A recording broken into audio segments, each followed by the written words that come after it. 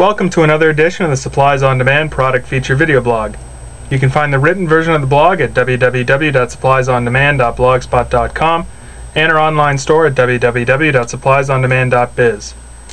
Today I'm working on making a custom picture frame using antique white, sapphire, silver leaf rub and buff, as well as the Deckle pattern Fiskars Paper Edger, an unfinished wood picture frame, and some bottle caps. So the first thing I'm going to do is put down a base coat of antique white.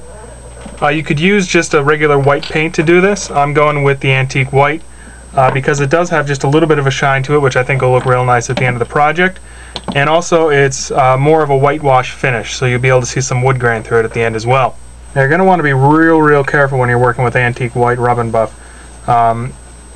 It takes other materials into it very easily. It's not like working with a white paint, which can be very thick and can be hard to tint.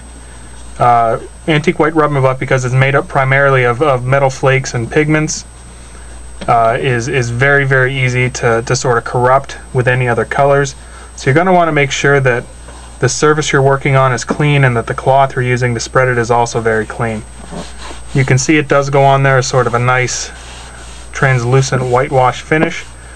If you went over it with a second coat, it would be a little thicker and you wouldn't be able to see the wood grain as well. I like seeing the wood grain, seeing that this is a natural wood frame, so I'm going to stop at just one coat.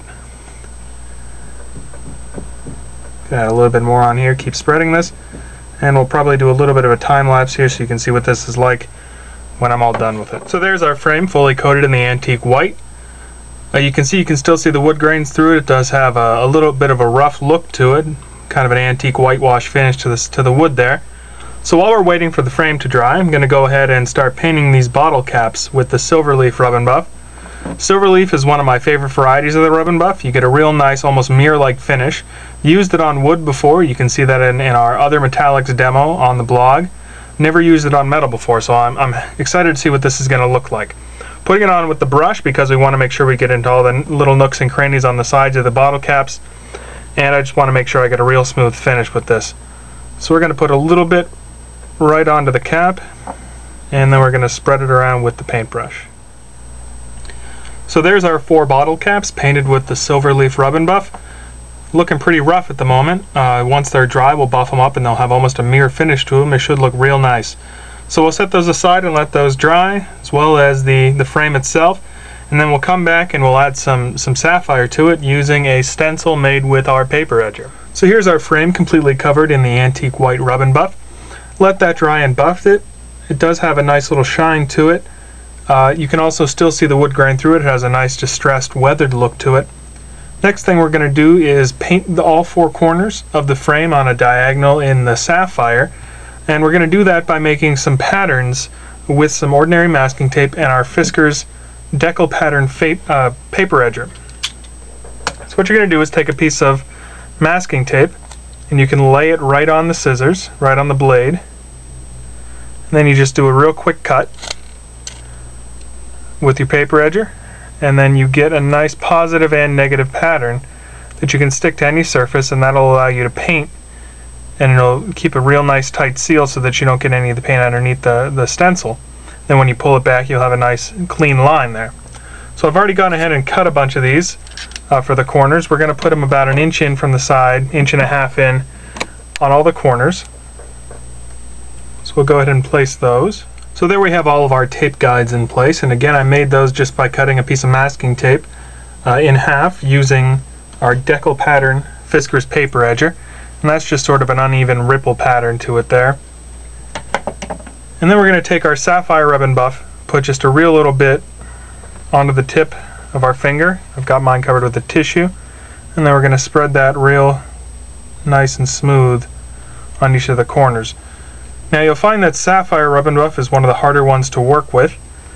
If you put too much of it on there, it tends to kind of clump together and you end up with more of a grayish color than a bluish color. So you want to make sure you're spreading it thin, and you want to make sure that you're doing it evenly. Use a real little bit at a time, because if you get too much on there, then you get the clumping, and there's not really any fixing that other than stripping everything off and starting over. So here's our frame with all 4 corners painted. You can go ahead and pull off the tape so you can see the pattern that I was able to get using the paper edger. Just pull these off real quick and smooth, And you can start to see that the Deckle pattern from the paper edger comes through real nice. Again, goes along with our overall look of being sort of distressed and aged. Sort of a uneven ripple pattern. It's supposed to look kind of like a tattered edge, something along those lines. So there we go. We've got our aged antique white background and then our sort of mottled blue corners. Our next step, we're going to bring back those bottle caps that we painted with the silver. We're going to glue one on each corner with some hot glue.